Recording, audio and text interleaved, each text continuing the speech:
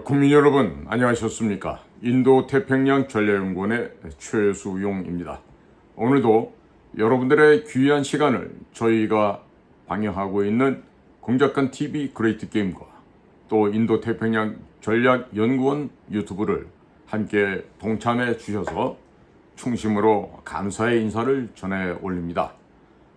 방송에 들어가기 앞서서 저희가 커뮤니티에 추가적인 보충 설명 자료를 측백 오일과 관련한 내용들을 제가 다시 올려놨으니까 지금 우리 7학년 8학년 선배들께서 두 분이서 일을 하시다 보니까 아직은 조금 일손이 부족해서 여러분들의 기대 수준만큼 스피드 있게 속도감 있게 그렇게 일 처리가 못된 부분이 없지 않아 있었던 것 같습니다. 이 점 충분히 제가 이제는 알고 있으니까요. 앞으로 좀 개선을 시켜드리고 그리고 우리 애청자 여러분들이나 그 물건을 찾고자 하는 분들에게 불편함이 생기지 않도록 각별히 유념할 것을 다짐을 해봅니다. 자, 국민 여러분, 날씨가 대단히 무덥습니다. 제가 지금 방송을 찍으려고 지금 저희 스튜디오에 왔는데 오면서 보니까 영상 37도가 넘어가고 있습니다. 지금 현재는 2024년 8월 4일 일요일 오후가 되었습니다. 자, 제가 오늘 전해드릴 얘기는요, 매우 민망하고 매우 부끄럽지만 우리 국민들이 반드시 알고 지금 경각심을 높여야 될 아주 중차대한 일이 발생을 하였습니다. 여기저기에서도 보도를 하고 있습니다만은 오늘 제가 드리는 말씀은요, 여러분들 꼭 귀담아 들으시고 여러분들의 일상에서 올바른 가치관, 판단, 분별의 준거가 되어 주신다면 더할 나위 없는 기쁨이 되겠습니다. 국민 여러분들 아시다시피 제가 운영하고 있는 이 유튜브 방송은요, 일체의 광고료가 붙지 않습니다. 그리고 제 방송의 저작권은 또한 저에게 없고 모든 국민들에게 있습니다. 제가 이미 다 시작할 때부터 다 오픈시켜 놨습니다. 누구라도 저희 방송 내용이나 아니면 방송 화면이 필요하신 분들은 캡처를 하시던 녹음을 해서 이 내용 컨텐츠를 갖다가 그대로 활용하시던 이 모든 활용은 국민 여러분들 손에 맡겨두기로 했습니다. 조금 더 주저함 없이 제 방송에 있는 내용들은 퍼다가 날라주시고 꼭 출처 얘기 안 하셔도 돼요. 그 정도 애교로 봐줄 테니까 이거 내용을 갖다가 꼭 어디에서 갖고 왔고 누가 얘기한 것입니다. 얘기 안 하셔도 여러분들이 그런 얘기 해 주심으로 인해 갖고 이 나라가 보다 더 깨어날 수 있습니다. 각성될 수 있기 때문에 전혀 그런 거는 미안해하지 마시고 제 방송 자료를 퍼다가 날르시고 또 활용해 주시면 감사하겠습니다. 자, 서두가 길었습니다. 오늘 드릴 이야기는요, 북한에 넘어갔다고 하는 정보사의 문건, 인적 정보 자료들, 그리고 이와 비견될 만한 또 다른 북쪽에 넘어간 자료가 있죠. 즉 뭐다? 문재인 씨가 북의 김정은 씨에게 아주 다독거려가면서 대통령 기록물실에서도 삭제해 뒀으니까 걱정하지 말라 하면서 줬던 그 USB, 그 안에는 도대체 어떤 내용이 얼마나 들어있을까? 이 점에 대해서 국민 여러분들과 공유를 하고자 합니다. 2018년이 되기 전에 림종석 동무는 대통령의 비서실장이라는 자격을 가지고 아랍에미레이트에 가서 압둘 아부다비 왕세자를 만납니다. 그 왕세자를 만나서 당대의 최고의 국제적인 머니 런더리, 자금 세탁의 귀재인 그 왕세자를 만나서 아마 상당량의 조 단위의 수고료를 빙자한 감사의 표현을 하고서 대략 한 10조 원을 들고 가서 자금을 세탁한 것으로 지금 알려져 있습니다. 자, 그 가운데 1조 원 정도를 아랍에미레이트 왕세자에게 건네주고 나머지를 현찰로 바꿨겠죠.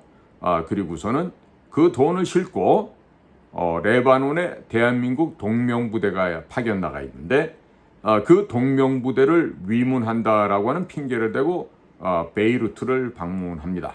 베이루트는 레바논의 수도이기도 합니다. 자, 그러면 레바논의 바로 위쪽에 옆에는 시리아가 있습니다. 거기의 수도는 다마스커스, 그리고 이집트의 수도는 카이로가 되겠죠. 당시 그 중동 지역에 나와 있는 북한 대사라든가 북한에서 정찰총국 혹은 문화교류국 같은 데서 파견 나온 공작원들을 접촉을 하게 됩니다. 그리고 대통령 전용기를 끌고 간 림종석은 당시 국방부 차관을 했던 서모 씨가 있어요. 서모 석인가 그런데 그리고 국정원에 해외 차장하고 있는 서 무슨 구라고 하는 이런 사람들을 대동하고 갑니다. 참 이 안기부 국정원의 해외 차장은 소위 말해서 저보다도 우리 정규과장 선배였는데 전라도 출신이에요. 그리고 어쩌다가 경기고등학교를 나와서 서울대학도 가지 못했던 그런 사람입니다. 시험 보던 경기에서 서울대를 못 갔다 할 정도면 공부를 얼마큼 했는지 알만하죠. 자, 그런데 그따위 거는 중요한 게 아니고, 자, 이렇게 국방부 국정원 넘버2를 같이 대동하고 간 림종석이가 한 행동이 우리는 초점을 모아야 됩니다. 자, 그가 얼마만큼의 현찰을 날랐는지 당시 레바논 동명부대에 파견 나갔던 우리 특수부대 요원들이죠. 당연히 특전사. 이런 특수부대의 장교들조차 등짐을 지게 했어요. 뭐를? 현찰을 갖다가 이렇게 쌀까마 뭐 이렇게 옥수수 까마 매듯이 등에 지고 이들로 하여금 돈다발을 수송하게끔 한 것이죠. 더운 나라에서 그런 돈다발을 나르려고 하니 이 우리 특전사 고급 장교들이 얼마나 화가 치밀었겠습니까? 그들이 한 이야기를 우리는 다 듣고 있죠. 그래서 이 사실을 알게 된 겁니다. 자, 그래서 원래는 한 8조 정도가 넘어갔어야 되는데 일단 아마 한 1조 원 남짓 혹은 2조 원 정도 북으로 넘어간 것 같아요. 그러니까 나머지는 뭐다? 배달 사고가 났다 이런 얘기죠. 그러니까 배달 사고가 나고 이렇게 돈 관리를 하다 보니까 림종석이 같은 애들이 그 딸아이를 애 이름이 아마 임동 뭐였는 것 같은데 임동 뭔데 좌우지간에 그 시카고에 있는 아트스쿨이라고 했어요. 예술대학인데 아마 지금으로 치면은 1년간 학비만 해도 10만 달러가 넘을 겁니다. 그래서 그런 고급 학교에 보내서 이런 딸 자식을 미국에 유학을 시키죠. 소위 말해서 미제국주의자, 대한민국을 헐벗고 굶주리게 만들었던 그 미제국주의자들의 땅에 왜 김일성 주체 사상에 푹 빠져 있고 남조선 해방과 조국 통일 리론을 몸으로 체득했던 림종석이가 딸아이는 왜 그 독재 권력이 판치는 미국에 유학을 보냈을까요? 거긴 다 그만한 이유가 있죠. 아마도 미국은 그동안에 림종석 동무의 딸아이를 통해서 아마 고급 정보, 첩보를 많이 받아갔을 겁니다. 왜? 자식 사랑하는 마음은 좌파 빨갱이들도 똑같겠죠. 그러니까 그렇게 했습니다.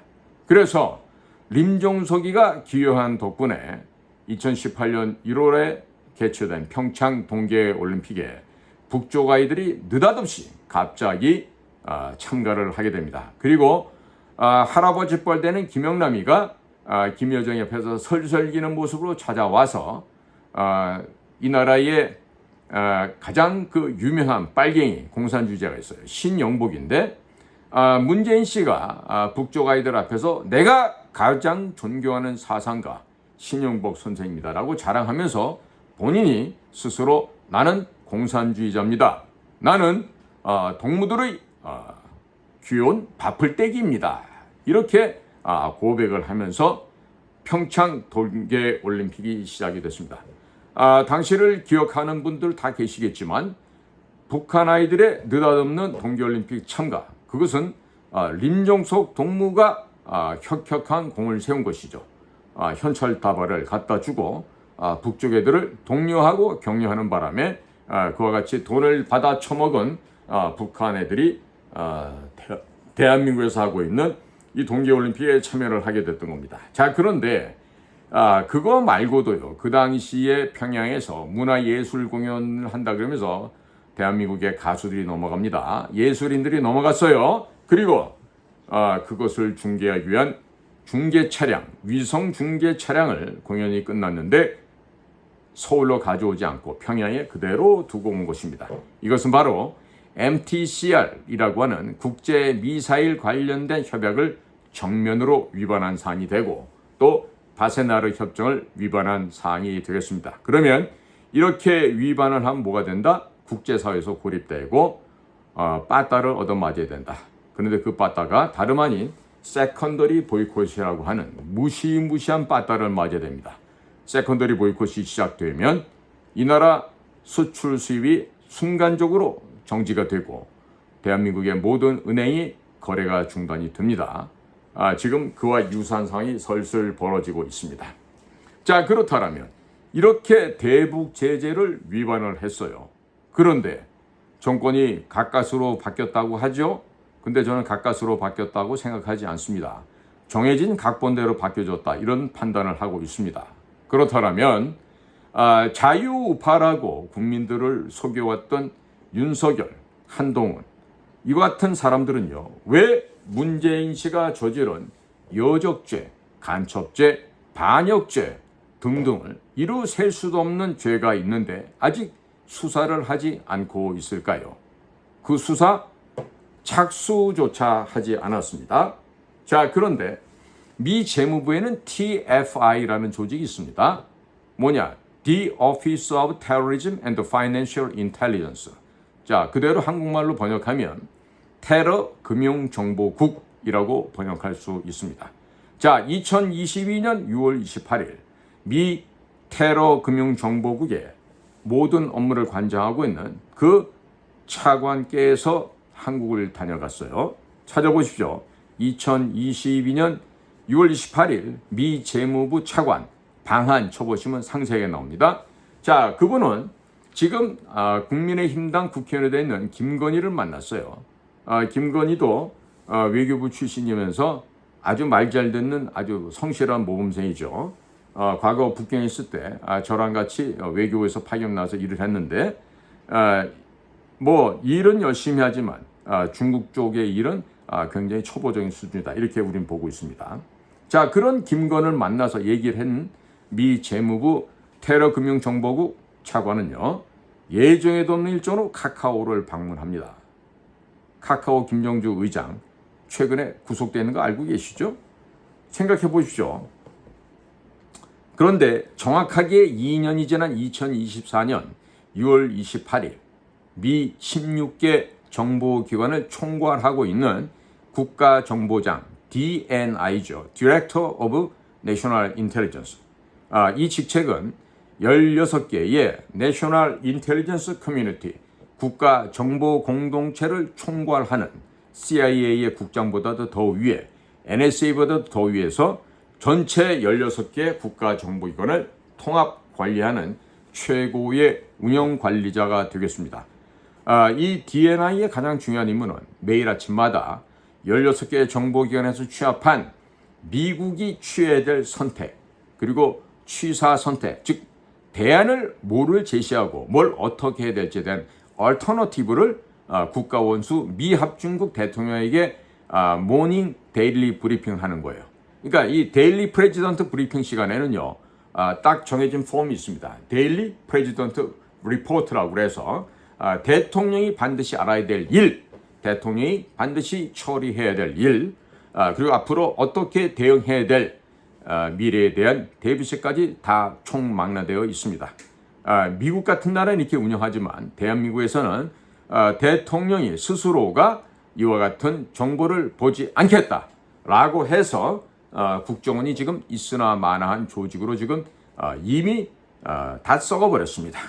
자, 그렇다면 이렇게 정확하게 이렇게 깔맞춤을 해서 2년 만에 찾아온 미국의 DNI 에브릴 하인스는 과연 윤석열 대통령이란 사람에게 무슨 내용을 남기고 갔을까요? 오늘 이야기를 쭉 제가 설명을 드리겠어요.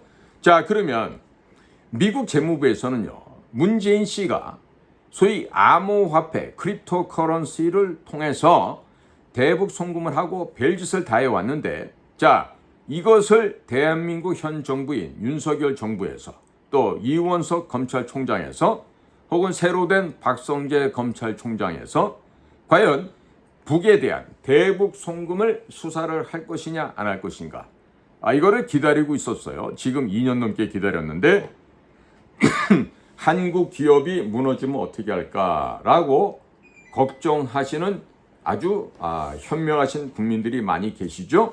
그런데 이거 어떡하죠? 지금 티몬, 위메프, 또 인터파크, 또 롯데마트, 물론 롯데마트는 그룹 내에 있는 롯데건설이 부실이 되어서 지금 넘어가는 것 같은데, 자, 이런 식으로 한국 기업들이 하나씩 둘씩 이러다가 도미노로 쭉쭉쭉쭉쭉쭉 넘어간다면 무슨 일을 어떻게 할 거죠? 지금 부동산 시장을 살려보고자 그동안 2년 동안 나름대로 노력은 했다 그러지만, 제가 봤을 때는, 제가 부동산 전문가는 아니지만은요, 그렇더라도 보고 있으면은 바보 멍청이 짓을 했다는 것밖에 결론을 내릴 수밖에 없어요. 자, 그런데다가 2년 전인 2022년 6월 28일 미 재무부의 테러 금융 정보국장이 다녀가시고 나서, 그리고 그 다음 7월 달에 우리 당시 한동훈 법무부 장관은 미국을 방문합니다.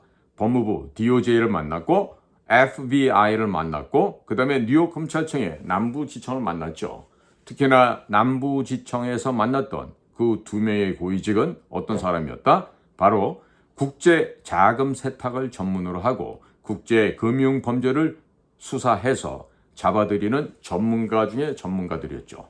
자, 그 당시에 우리가 입수한 첩보에 따르면 한동훈은 대한민국의 소위 위정자 중에 한 사람인 박원순 당시 서울시장, 그리고 당시 경기도지사였던 이재명, 그리고 SM엔터테인먼트 회장 이수만 등이 그동안 열심히 노력해온 암호화폐의 대북 송금과 관련된 소위 전반적인 동향을 이미 알려주었습니다. 그럼에도 불구하고 한동훈은 어떠한 수사도 하지 않았어요. 마치 이원석 검찰총장이 문재인에 대한 여적죄, 간첩죄, 국가반역죄에 대한 어떤 수사를 하지 않았던 것과 똑같은 것입니다. 따라서 박영수 특검 시절에 10원 한 장 안 먹었던 박근혜 대통령을 무슨 경제공동체니 혹은 묵시적 부정청탁이니 해서 법전에 넣는 말을 만들어서 박근혜 대통령을 영어의 몸으로 만들어 4년 9년간이나 연맥이고 몸을 망가뜨리게 한 박영수 특검과 그 쫄개 누구? 한동훈, 이원석, 그리고 또 누구? 윤석열. 이런 사람들이 과연 올바르고 정당한 수사를 했는지 지금 더 짚어봐야 될 것 같아요. 지금 안 그래도 장시호로 인해서, 장시호는 누구냐면 박근혜 대통령 국정농단 했던 최순실의 조카딸입니다. 언니의 딸인데, 이 장시호라는 여인이 무슨 당시 수사를 전담했던 검사들과 나누었던 얘기들, 심지어 입에 담기도 더러운 무슨 성관계까지 가진 것 같은 그런 내용들이 지금 나오고 있는데요. 과연 돈 한 푼 안 드셨던 박근혜 대통령을 연맥이고 감옥에 가둬뒀던 한동훈과 박영수, 그 악랄하고 더러운 승냥이들 때가 과연 이제는 박근혜 대통령에게 눈물을 흘리게 한 대가로 그들의 눈에 이제는 핏물을 흘릴 때가 되지 않았는가, 이런 생각을 하게 됩니다. 자, 지금 다시 한번 말씀드린데, 한동훈은 당시 뉴욕 검찰청 남부지청에서 전달받았던 대북 송금 자료, 암호화폐 자료를 당연히 수사를 했어야만 하는데 안 했어요. 그리고 지금도 마치 윤석열 이전 검찰총장이 문재인에게 대드는 듯한 모양을 만들었던 그 쇼하는 장면을 지금 한동훈이가 그대로 윤석열 대통령에게 반기를 드는 모습으로 취하고 있습니다. 그러니까 국민들은 맞아. 이 나라를 구할 수 있는 차기 대권 주자는 한동훈밖에 없어 라고 하는 미망과 거짓의 꿈에 사로잡히게끔 지금 대국민 사기극을 지금 전개하고 있습니다.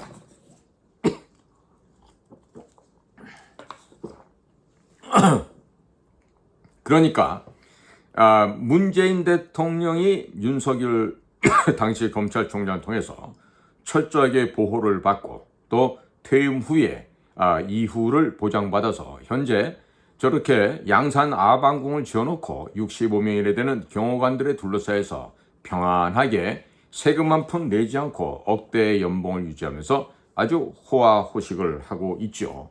똑같습니다. 지금 윤석열과 한동훈 사이는요, 마치 윤석열이 반기를 들고 문재인에 대들었던 것 모양으로 형세는 취하고 있지만 퇴임 이후에 윤 대통령을 지금 문재인과 마찬가지로 안정적으로 그리고 다치지 않게 보호해주기 위한 이들만의 짜고 치는 고스톱이다.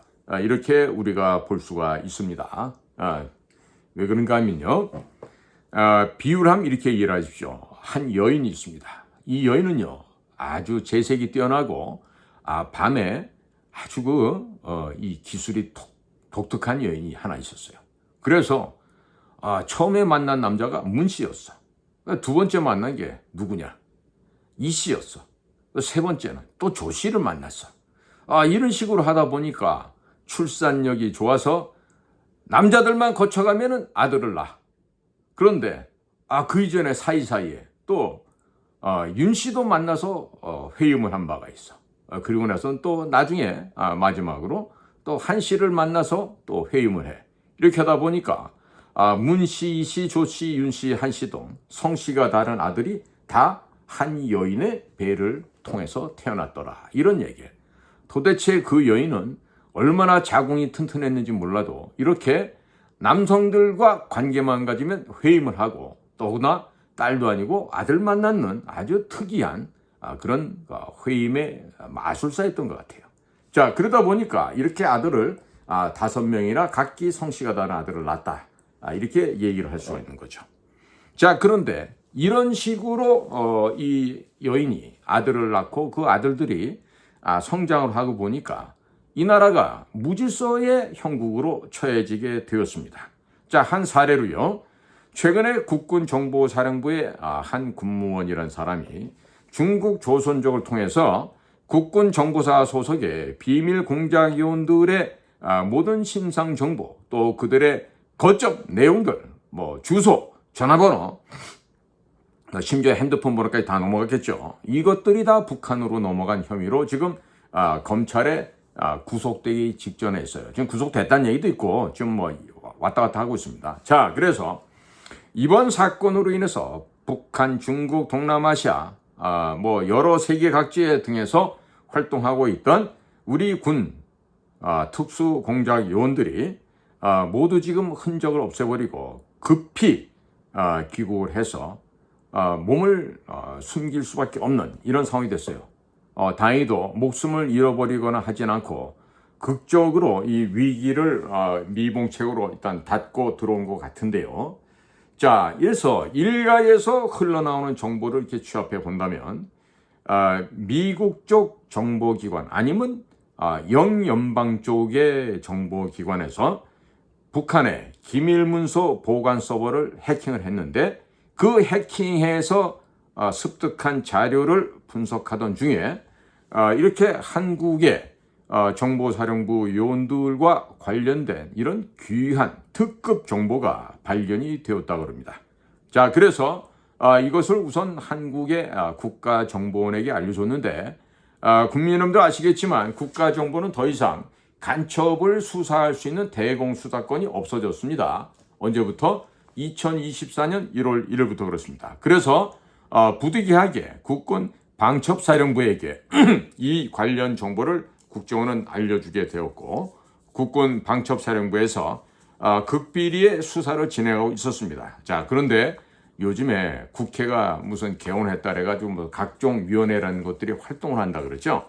자, 국방위원회에 더불어민주당의 그 기생오래비 같은 김민석이란 아이가 거기에 아마 소속이 돼 있었던 모양인데, 이 김민석이가 얘네들 밑에 보좌관들도 다 간첩애기들 아니겠어요? 그런데 이런 간첩 아이들과 김민석이가 이 일을 알게 된 거죠. 그리고 이놈들이 언론에 떠들게 되었어요. 자, 그래서 이것은 보면요, 제가 보기엔 그렇습니다. 일단 정보사 출신 군무원이 중국을 통해, 즉 조선족을 통해서 넘겼다는 건요, 그 조선족 뒤에 누가 있다? 북한의 대남 공작 파트 기관에 공작원이 있다, 이런 얘기겠죠. 그래서 이거는요, 어떻게 보면은 전체 우리가 활용하고 있는 대북 공작망에 있어서 극히 일부만 넘어간 것이다.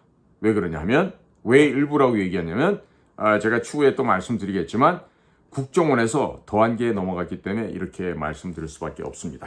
자, 그러면 2018년 4월 27일 판문점 도보다리에서 김정은 씨를 만난 문재인 씨는 김정은 씨에게 대한민국 원전 중수로 발전 방식의 A부터 Z까지, 알파에서 오메가까지, 그리고 금융 암호화폐 관련한 소위 대북 경제 지원 방안, 알파에서 오메가까지, 또 방위 산업체, 대한민국에 방산업체 많아요. 그 방산업체에 해커들이 침투해 들어갈 수 있는 소스 코드를 그 안에다가 또 집어넣고요.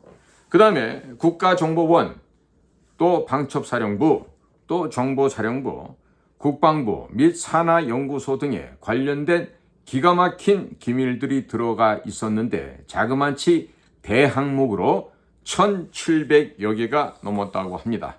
그것은 대통령 기록물실에서조차 삭제했으니까 안심하고 가져가라고 했던 문재인 씨의 이야기를 들은 김정은이가 평양으로 가져가서 열어보라고 했더니 북쪽 A들이 그 USB를 열어보는 순간 전부 다 놀래서 전부 다 실신 졸도할 지경이었다는 얘기를 저는 간접적으로 북쪽의 친구를 통해서 들어서 알고 있습니다. 자, 그러니까 검찰 측에서 조선족에게 정보사 관련 문건을 넘긴 이 정보사에 일하고 있는 군무원을 구속하는 건 당연할 텐데요.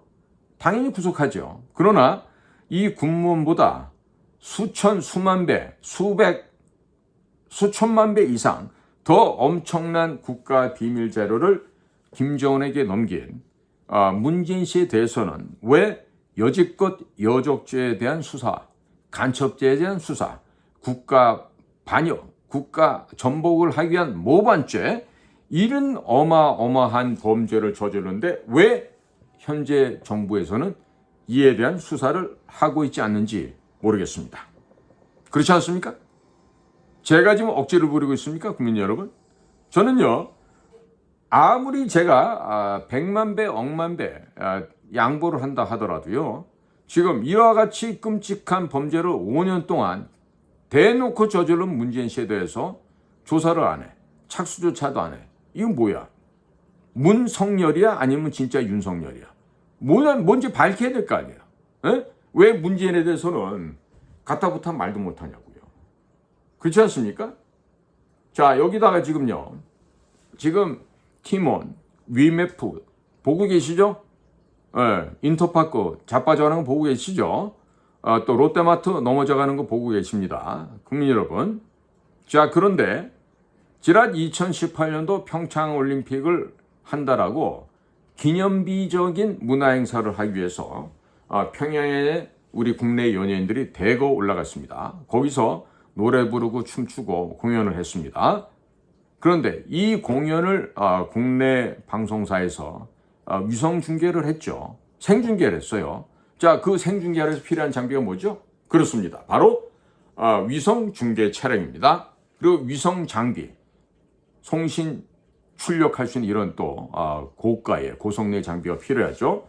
자, 그러나 이 예술 공연단은요, 북한에서 철수하면서 평양에 가지고 올라갔던 방송 차량, 방송 장비를 그대로 두고 왔습니다. 참 기가 막힌 일이 벌어졌습니다. 자, 이것은요, 바로 이 위성방송 중계 차량이 이동형 미사일 관제탑, 즉 컨트롤 타워로 사용될 수 있기 때문에 이것은 MTCR이나 바세나르 협정에서 전략물자로 분류되어 있습니다. 때문에 철저하게 관리되어야 하고 이것들에 대한 방송 장비나 중계 차량에 대한 일련 번호는 전 세계적으로 공유를 하도록 되어 있습니다. 자, 이것은 결국 대한민국에서 북한의 고가, 가격이 문제가 아니라 미사일 발사, 이것을 관제할 수 있는, 컨트롤할 수 있는 이 역할을 할 수 있는 장비를 다 두고 온 것이기 때문에 미국과 유엔이 바라보고 있는 대북 제재를 아주 용감하고 과감하게 위반한 행위가 되겠습니다. 위성방송 중계 차량에서 방송 신호를 송출하는 것과 미사일 유도용 신호를 송출하는 것은요, 동일한 원리가 됩니다. 그리고 이 방송 차량이 미국을 공격하는 이동식 미사일에 대한 컨트롤 타워, 관제 타워 역할을 충분하게 사용할 수 있습니다. 즉, 북은, 소련, 중공 등 공산 사회주의 진영에서는요, PAL 방식, PAL 방식을 씁니다. 때문에 미국이나 영국, 프랑스, 독일, 한국, 일본 등 자유민주 진영에서는요, NTSC 방식을 활용을 합니다. 그렇기 때문에 대한민국 방송국이 사용하고 있는 방송 장비는요, 절대로 이북에서 쓰고 있는 PAL, PAL 방식에는 적합하지가 않습니다. 자, 그런데 이들이 두고 온 방송 장비 가운데는요, 또 카메라, 고성능 카메라 렌즈가 있습니다. 이것은 미사일의 탄두 부분에 이렇게 우리가 부착을 하게 되면요, 미사일의 눈 역할을 하는 seeker, S-E-E-K-E-R 이라고 해서 이 seeker, 찾는 자라는 의미가 되겠죠. 이 seeker로 사용이 됩니다. 그리고 카메라와 무선 마이크에 들어가는 산업용 반도체는요, 바로 미사일 부품으로 전용이 가능한 것입니다. 그렇기 때문에 미국에서는 이렇게 MTCR과 또 바세나르 협정을 위반한 대한민국의 윤석열 정부가 과연 이것에 대해서 어떻게 단결하는지 기다리고 있습니다만은 아직까지 아무것도 하지 않고 있죠. 자, 북한에 사람과 장비가 올라갈 때는요, 반드시 통일부에 신고를 하게 되어 있습니다. 그리고 내려올 때는 물품을 얼마만큼 가져간 걸 얼마만큼 다 제대로 갖고 왔는지 확인합니다. 이렇기 때문에 북한에 가지고 올라갔던 방송 차량과 방송 장비들이 제대로 정확하게 다시 내려왔는지 통일부에 신고한 문서 목록을 확인하게 되면 쉽게 찾을 수가 있겠죠. 그리고 당시 통일부에서 허위로 목록을 작성했다고 하더라도 해당 방송국에 현장 실사를 하면 북한에 가지고 올라갔던 방송 중계 차량 및 방송 장비들의 현재 상태를 쉽게 확인할 수 있을 것입니다. 어디에 있는지, 어느 부서가 쓰고 있는지 바로 찾는 데는 아마 1시간도 안 걸릴 것입니다. 이 위성 중계 방송 차량은 전략 물자입니다. 그렇기 때문에 쉽게 어디다가 매각할 수도 없고 또 매각되지도 않습니다. 설령 매각이 되었다 하더라도 추적이 가능합니다. 그렇기 때문에 윤석열 정부가 마음만 먹으면 감사원이나 검찰을 동원해서 얼마든지 수사가 가능합니다만 집권한 지 2년이 넘도록 의사들하고는 원수지간을 만들어도 절대로 이런 것은 조사, 수사에 착수조차도 하지 않고 있다는 사실 국민 여러분께서 꼭 아셔야 됩니다. 자, 그러나 이미 미국은 당시 대한민국이 북한에다가 두고 온 방송 중계 차량의 번호, 일련 번호, 엔진 번호 등등과 또 방송 장비들이 각각 지니고 있는 고유한 모델 번호, 시리얼 넘버가 있죠? 이것들에 대한 모든 정보를 파악하고 있는 것으로 알려지고 있습니다. 자, 매를 벌지 말고 윤석열 정부는 하루빨리 얻어 터지기 전에 성실하게 수사를 하는 것이 매를 덜 벌게 될 겁니다. 계속 이런 식으로 사보타지하고 개기고 방기하고 저항을 하게 되면 나중에 매질을 한꺼번에 당하면요, 아주 심하게 당하는 수가 생깁니다. 자, 그래서 현재 미국 정보기관과 미국 정부는요, 설령 민주당 정부를 하더라도 윤 정부가 언제까지 수사를 하지 않고 뭉개고 있을지를 관찰만 하고 있을 뿐이에요. 그들이 몰라서 지금 가만히 있는 게 아닙니다. 그러니까 이거를 착각해서 미국 애들이 모르겠지라고 생각하고 착각한다면 아주 지옥불로 떨어지는 일이 생깁니다. 자, 제가 이 모두에도 말씀드렸지만 2022년 5월 9일 날 윤 대통령이 취임을 합니다. 그리고 한 달 조금 넘은 6월 28일 날 미 재무부에서 테러 금융 정보를 담당하는 차관이었다 그랬죠. 바로 그 저승사자 중에 저승사자, 그 사람이 브라이언 넬슨이에요.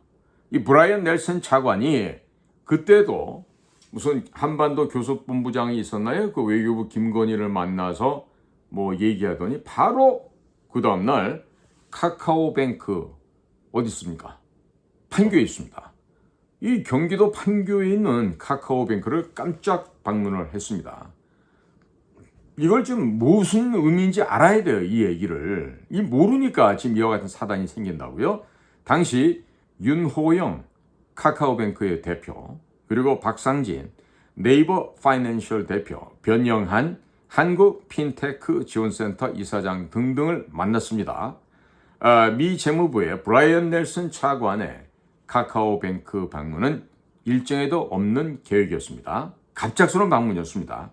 그리고 이 브라이언 넬슨 차관은 카카오뱅크를 방문해서 문재인 정권이 집중적으로 육성하고 있는 핀테크 산업에 대해서 질문을 하였습니다. 왜 그럴까요? 자기들이 파악하고 있는 내용과 대비해 보는 거죠. 어떻게, 어떤 방식으로, 언제쯤 얘네들을 몽둥이 찜질해야 되겠다. 그 짬을 봤다. 이렇게 판단할 수가 있습니다. 자, 여기서 말하는 핀테크. 핀테크라는 것은요, 쉽게 말해서 한국에서 중국에 있는 사람에게 카톡으로 송금을 합니다. 이렇게 송금하게 되면 중국에서 현금을 찾을 수가 있습니다.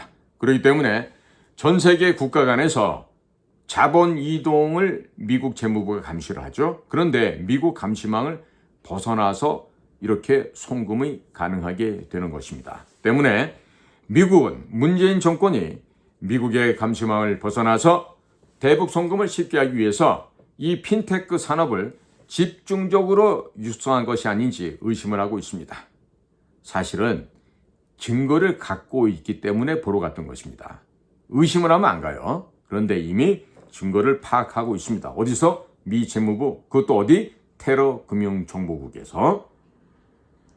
자, 그래서 이 재무부의 이 브라이언 넬슨 차관은요, 당시 한국에서 금융을 담당하는 정부기관의 책임자들도 모두 만났습니다. 그들과 암호화폐 대북 송금에 대한 철저한 수사를 당부를 했습니다. 이건 뭐냐면 당부한 게 아니라 이게 좀 똑똑한 놈들 같으면 이 얘기를 이렇게 알아들어야 돼요. 미국에서 다 알고 있다 얘들아. 좋은 말 할 때 까라.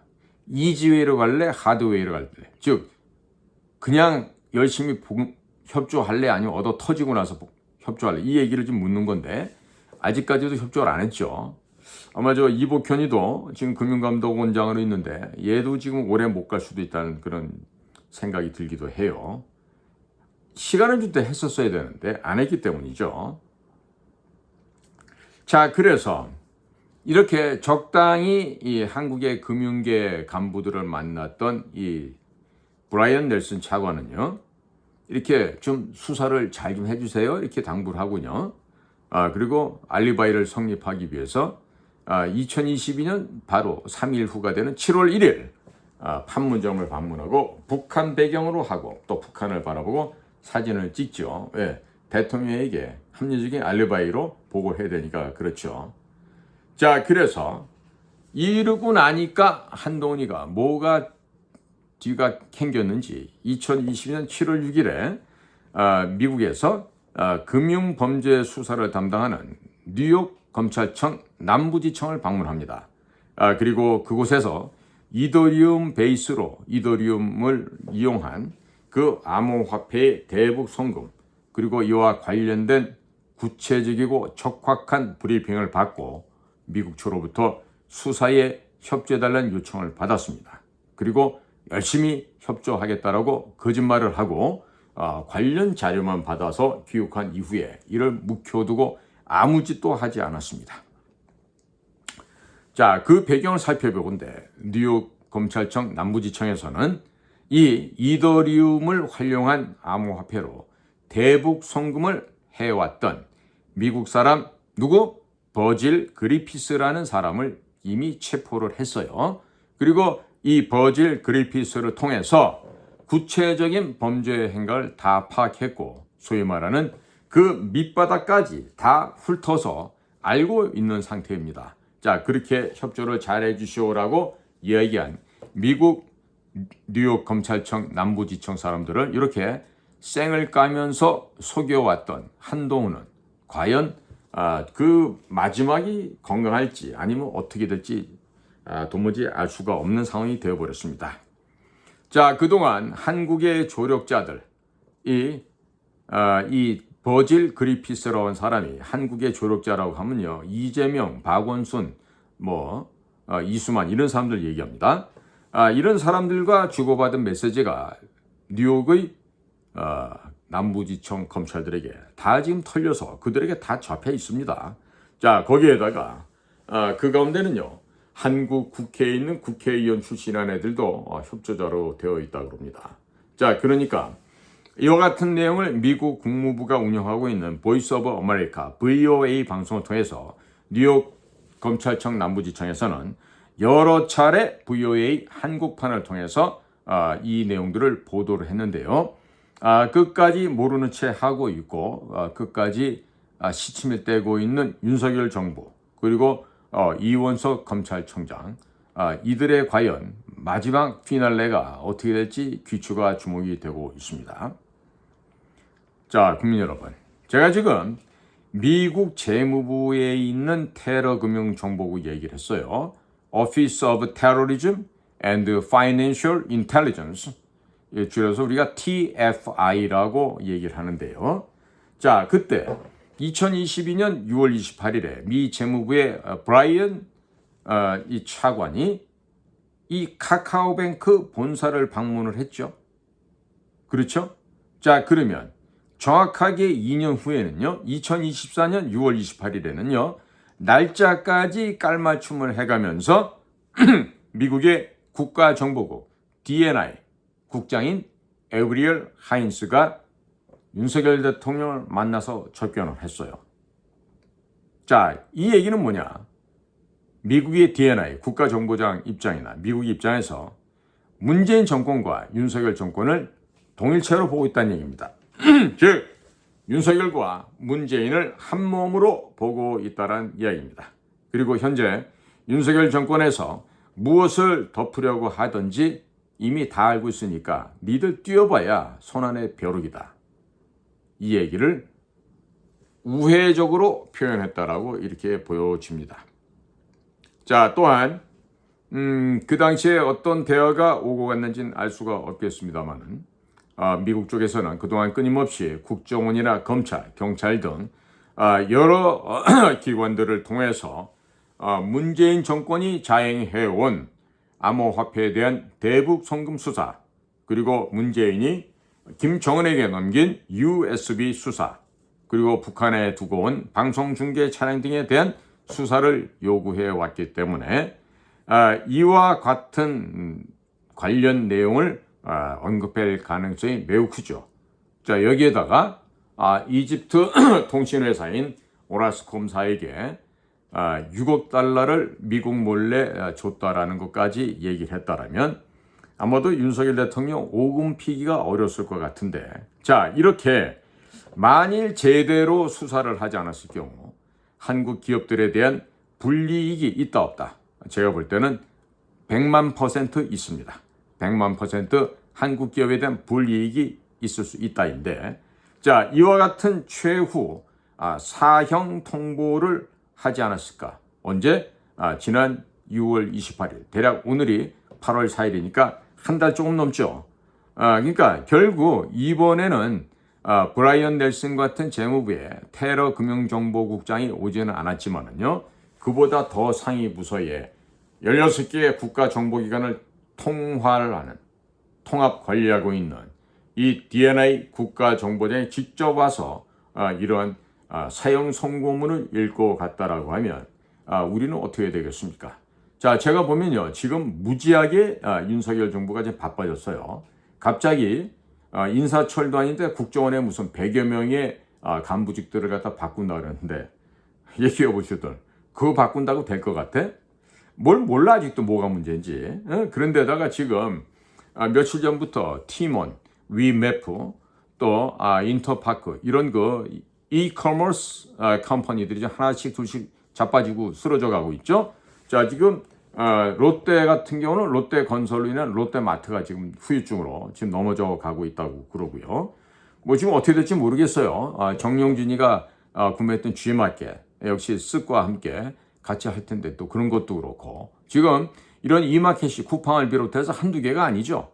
뭐 11번가 같은 그런 매장들도 있고요. 많은 그 이마켓이 있고 이 트레이딩을 하는 데가 있는데 그 돈 많고 정말 대한민국에 지금 재벌에 들어가 있는 카카오의 김범수 씨가 지난 7월 23일 SM 엔터테인먼트 시세 조작 등의 혐의라고 하면서 구속이 됐어요. 자, 웬만하면 김범수가 뭐 돈이 없겠어요? 그까지 뭐 보석금 뭐 200억 못 냈겠어요? 그런데 그럼에도 불구하고 자, 김범수가 구속되고 난 이후에 벌어진 일들이 위메프, 티몬, 그 다음에 인터파크 이런 회사들이 지금 절단이 나죠. 또 뭐 큐몬 이런 것도 있죠.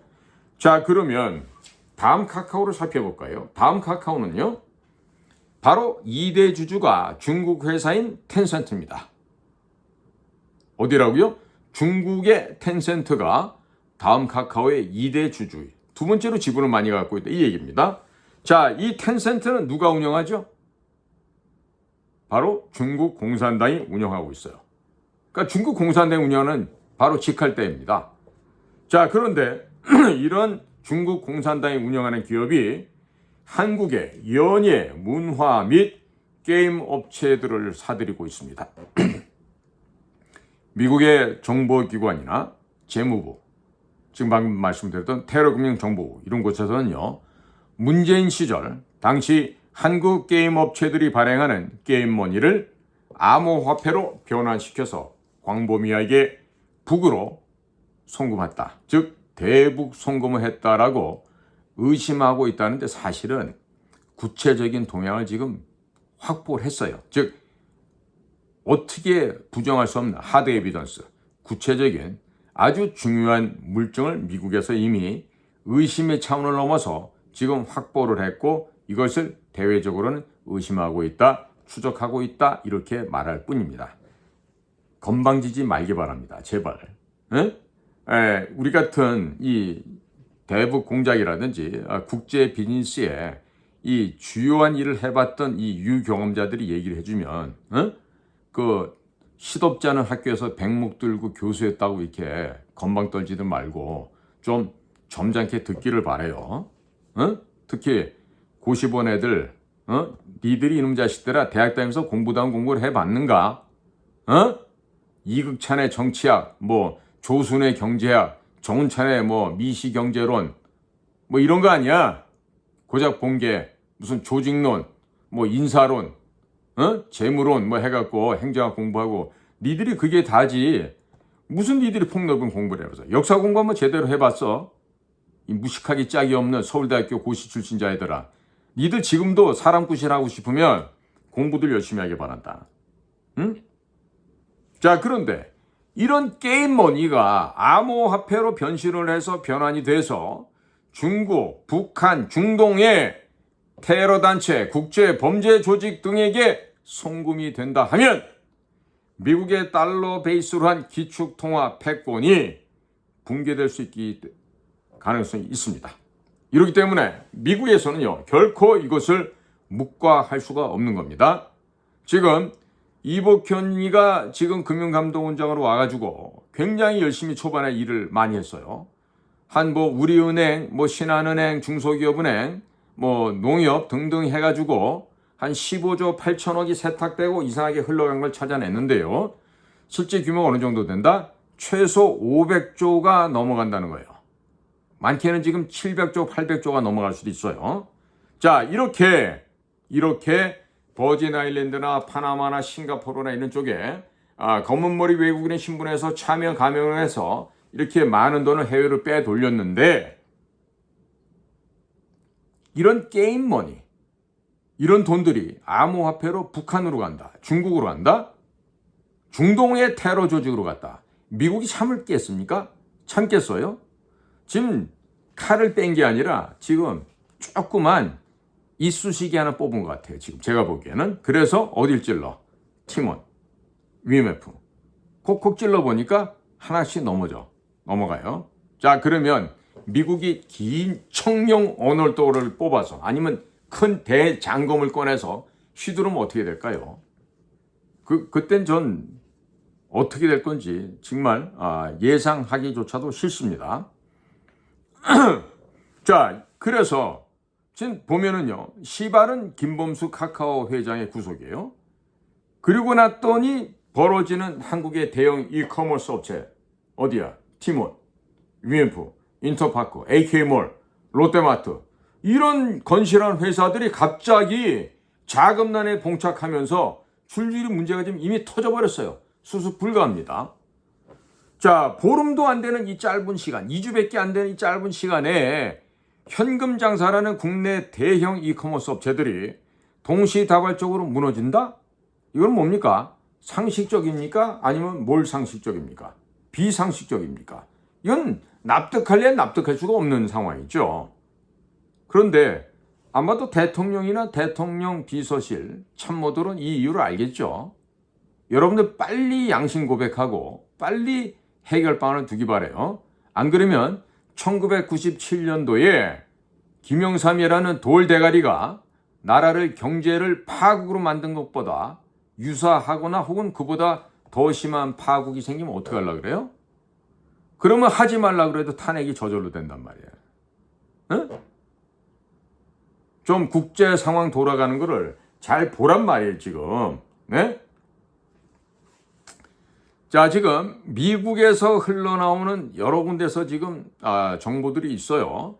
이 이야기들을 종합해 보니까요, 윤석열 정권에서 미국을 길들이기 위해서 기싸움을 하고 있는데, 언제까지 문재인 정권에 있었던 광범위한 대북 제재 위반에 대해서, 즉 문재인 씨와 그 일당들에 대한 범죄 행각에 대해서 수사를 하지 않고 버틸 수 있는지 두고 보겠다.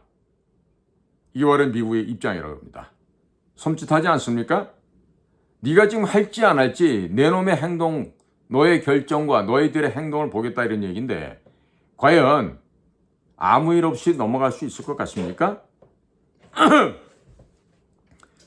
윤 대통령이 지금 하다 안 되니까 이제 민정수석을 부활했죠. 그래서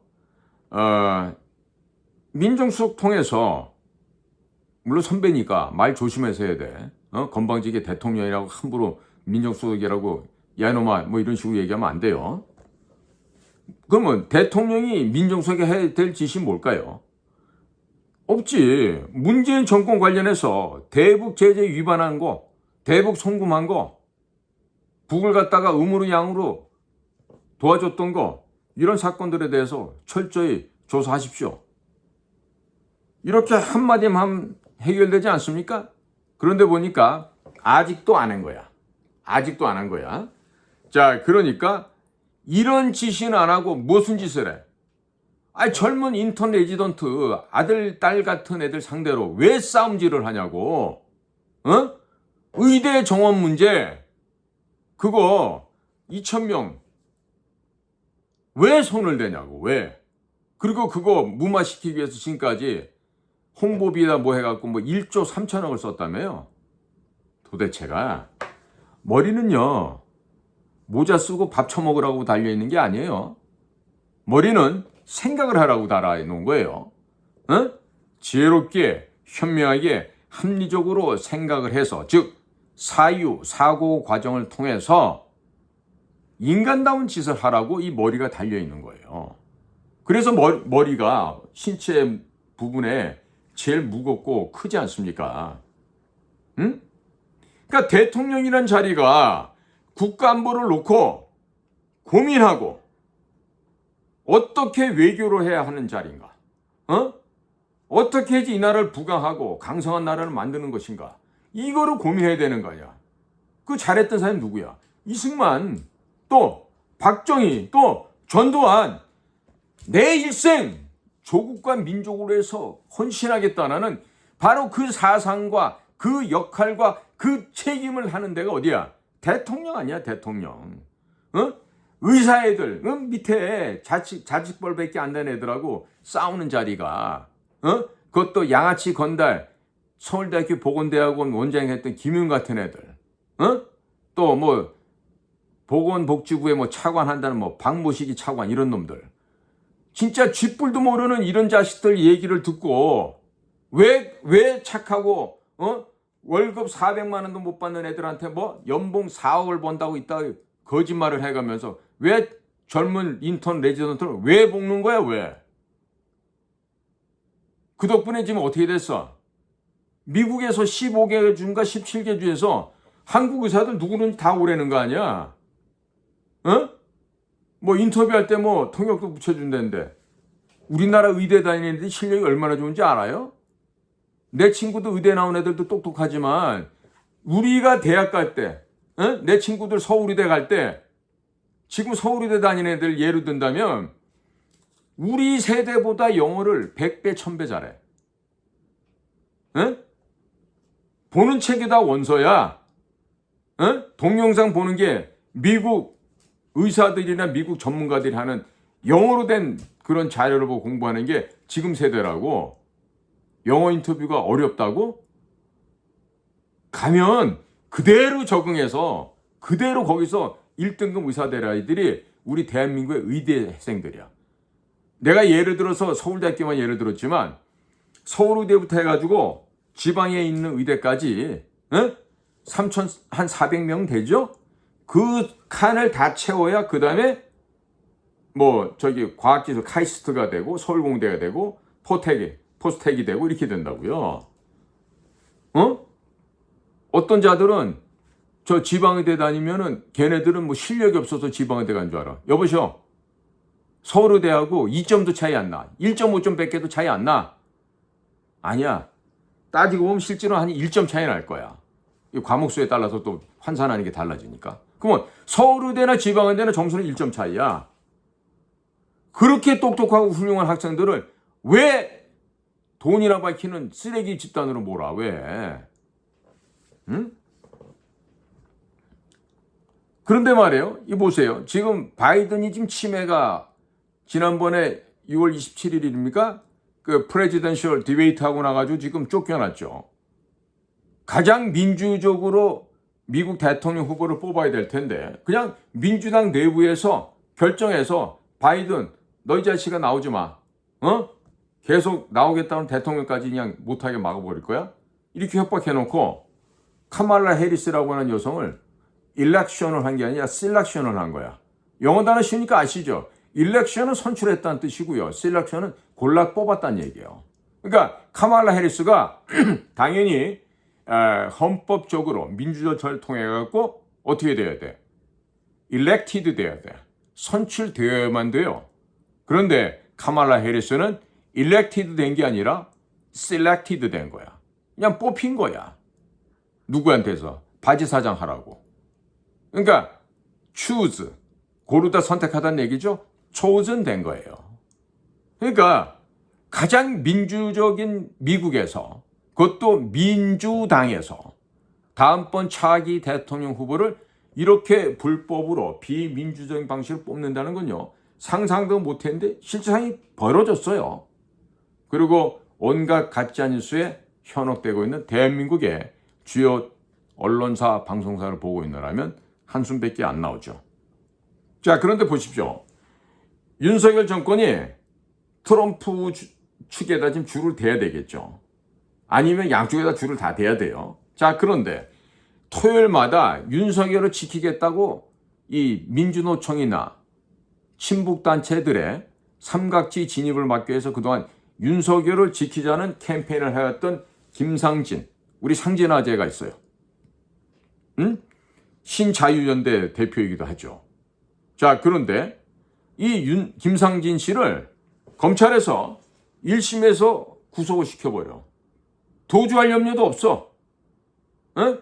미디어 서울이라고 하는 언론 매체도 운영하고 있는 아주 훌륭한 자유우파 인사야. 그런데 트럼프가 봤을 때, 혹은 트럼프 그 진영에서 봤을 때, 야, 윤석열이 저런 말이야. 자기를 지켜주겠다는 김상진이 하나 지키지 못하는 저런 나약한 식물 대통령인데 우리가 저렇게 허약한 놈하고 우리가 손잡을 이유가 있겠나? 이런 반응이 현재 지금 나오고 있어요. 있을 수도 있다가 아니고 허약한 윤석열이하고 우리같이 강한 공화당이 저렇게 이랬다 저랬다는 저런 애들하고 우리가 손잡을 이유가 있겠어? 이러고 나왔어요. 그리고 지금 CIA가 어떻게 정교하게 지금 첩보 수집을 하다가 지금 워싱턴에 보고를 했는지 몰라도요. 조국이라는 자는 2심에서도 형량이 확정되어 근데 법정 구속이 되지 않고 있다. 아니 한국의 이 법질서가 아주 엉망이다. 그야말로 원시시대 수준이다. 자, 그러면서 윤석열을 지키겠다고 자유민주주의를 지키자고 매주 대통령실 앞에서 민노총의 행진을 막아왔던 신자유연대 김상진 대표는 1심에서 구속을 시켰다. 이걸 지금 CIA가 지금 수집해서 보고를 한 것 같아. 자, 여기에 대해서 지금 미국에서는 윤석열 정권을 식물정부로 보고 있다 그래요. 자, 그러니까 이 아무 희마리도 없고 일을 하고자 하는 의지도 없고 자유민주주의를 지키겠다는 열심도 없고 마치 유사 자유주의, 가짜 자유주의 아니면은 사회 민주주의 같은 이것도 저것도 아니면서 슬그머니 사회주의, 전체주의, 공산주의로 경사되어 있는 현재의 정부를 미국의 차기 정부가 될 수 있는 공화당 세력들 또 트럼프 주변의 참모들이 지금 윤석열 정권을 식물 정부로 바라보고 있다 이런 얘기예요. 이래갖고 지금 한미 간에 뭐가 되겠습니까? 되겠어요? 지금 얼마 전에 트럼프 행정부에서 국방부 차관보를 했던 뭡니까? 제가 그 이름이 잠깐 생각이 안 나네. 내 친구들 이름과 똑같았는데 뭐라 그렇게 얘기합니까? 야, 너네들이 조 바이든하고 워싱턴에 갔던 워싱턴 데클러레이션, 워싱턴 선언, 이런 것들은 전부 다 휴지 조각일 수 있다라는 얘기를 하잖아요. 자, 그럼 지금 정신 차리고, 지금 부동산 가지고 장난칠 시간이 없어. 뭘 해야 돼? 나라를 살려야 돼. 나라를 구해야 된다고. 틀림없이 우리 자유 대한민국은 미국 너희들과 우리는 혈맹이고 동맹으로서 죽는 한이 있더라도 우리는 자유민주주의를 지킨다. 말과 행동을 일치하겠다. 이렇게 해야 돼요. 자, 그것을 입증해 주기 위해서는 무엇보다도 남은 자녀 임기 2년 몇 개월 남았죠 이제. 이 자녀 임기를 무사히 마치기 위해서 무엇보다도 뭘 해야 돼? 지방선거 잘하면 돼? 아니야. 문재인 정권의 대북 제재 위반 사건들을 철저하게 수사를 해야 돼. 철저하게. 그리고 가장 빠른 시간 내에 윤석열을 지키기 위해서 그동안 매진해오고 수고해온 김상진 신자유연대 대표 같은 사람들 그리고 지만원 박사님 이런 분들을 빨리 석방을 해야 된다고. 근데 지금 뭐하고 있는 거야? 대통령실의 비서실장 당신 뭐 국회의원 출신이지만 뭐 헛겁대기란 거 알아 우리도. 좀 돼. 정신 차리고 일 좀 해봐. 일 해봐. 뭐 어느 학교 어떻게 나왔는지 이런 얘기는 안 할게. 지저분하니까. 응? 그러니까 앞으로 트럼프가 대통령이 되고 공화당이 들어서서 트럼프 제2기 내각이 쓸 거 아니야. 그러면 트럼프 행정부와 관계를 개선해야 돼? 아니면 악화시켜야 돼? 어느 쪽이에요? 개선해야 될 거 아닙니까? 그러면 관계의 개선을 하겠다는 의지를 보여줘야 되잖아. 그 의지를 보여주는 게 뭐야? 문재인에 대해서 수사를 하고 문재인을 구속시키고, 더 큰 범죄는 미국 애들한테 신병까지 인도해서라도 국제사법재판소, 어디? ICC, 인터내셔널 크리미널 코트, 여기에 세워야 될 거 아니야. 그런데, 자, 지금처럼 계속 고집 부려? 이지면 이지고 고우면 고우지. 내가 미국 놈 니들 내가 말 듣게 생겼어? 나 대통령이야 임마. 이러면서 고집 피울 거예요? 고집 피우면 피울수 어떻게 돼? 이미 지금 내가 뭐랬죠? 아까 이쑤시개를 찔렀어. 결과가 뭐야? 티몬, 위메프, 인터파크, 그 다음에 뭐 롯데마트. 넘어가죠? 야, 포크로 찌르면 어떻게 될까? 그 다음에 칼로, 그 다음에 긴 장검으로. 어떻게 될 것 같아요? 제가 어떻게 된다고 꼭 말씀을 드려야 될까요? 지금처럼 이런 폭탄 돌리기 하면서 이렇게 시건방 떨잖아요. 우리가 욕한 김영삼이보다 역사적으로 더 돌머리였다라는 평가를 받을 수도 있다는 얘기예요. 응? 그런데 여기 문제가 하나 있어. 이런 일이 생기잖아요. 누가 개고생한다? 국민들이 고통을 받고 개고생을 해야 돼. 국민들이 무슨 죄가 있어? 멍청한 놈이 잘못 알고 잘못 판단해서 헛질하를 하면 국민들이 개고생을 하고 고통받고 죽어나간다니까? IMF 왔을 때 김영삼 정권의 그 무지몽매한 짓을 통해서 얼마나 많은 국민들이 파산하고 자살하고 이혼하고 국가의 근간이 분열이 되고 깨져버렸잖아. 그런데 그런 짓을 또 할 거예요? 또? 자, 국민 여러분 개개인들도요, 쓸데없이 예를 들어서 무슨 뭐 상품권 팔고 사면 뭐 돈이 많이 생긴다 이래서 또 그런데 혹하거나 일확천금을 구할 수 있다는 하지 마세요. 그리고 대통령도요, 지금 여러 가지 상황이 어렵잖아요. 지금 미국에서 이런 얘기를 합니다. 미국의 4개가 아니야. 김한길이, 그 다음에 이종찬이, 이런 사람들하고 밥 먹으면서 우파에 있는 지도자들하고는 밥을 안 먹고 있다는 사실까지도 미국에서 파악하고 있어. 미국에서 정확하게 흘러나온 얘기는 현 상태의 국민의힘이나 이런 쪽에서는 변혁을 할 수가 없다. 제2의 박정희나 제2의 전두환이 나오지 않는 이상 한국에서는 어떠한 변혁을 생각할 수가 없다. 이런 결론을 내렸다고 합니다. 자, 국민 여러분들이나 또 의지가 있는 참된 군인들이 있다면 생각해 보세요. 윤석열 정부가 꼭 지켜줘야 될 정부인지 아닌지는 난 모르겠어요. 응? 야, 지금까지 봐서 볼 때는 굳이 이 정도 수준의 사람들이 이 나라를 치리하고 통합 관리해야 될지는 저는 잘 모르겠어요. 그런데 더 좋은 빅카드가 있다라면은 미국이 기대하는 대로 제2의 박정희, 제2의 전두환이 나오기 바랍니다. 그러면 대한민국은 전체 국민들이 잘 살 수 있어요. 소수의 기득권층이 잘 사는 게 아니라. 그렇다면 국민들이 선택이 될 거는 하나가 있겠네요. 그거는 국민들께서 보다 더 심사숙고를 해보십시오. 1961년에 박정희 장군이 국가재건 최고위원회를 만드시고 깡패들을 쓸어 담을 때 국민들 환호하셨죠. 자, 그리고 전두환 대통령이 되어서 삼천교육대를 만들고 이 사회의 온갖 악들을 쓸어 담았을 때 국민들 살기 좋으셨죠. 한번 기억해 보시기 바랍니다. 과연 제2의 박정희와 제2의 전두환이 필요한지 필요하지 않은지는 국민들이 댓글을 통해서도 저희들 방송에도 많이 알려주시면 감사하겠습니다. 자, 오늘도 저희가 진행하고 있는 이 방송에 여러분들의 귀한 시간을 할애하시고 동참해 주셔서 감사를 드립니다. 자, 저는 최수영입니다. 안녕히 계십시오.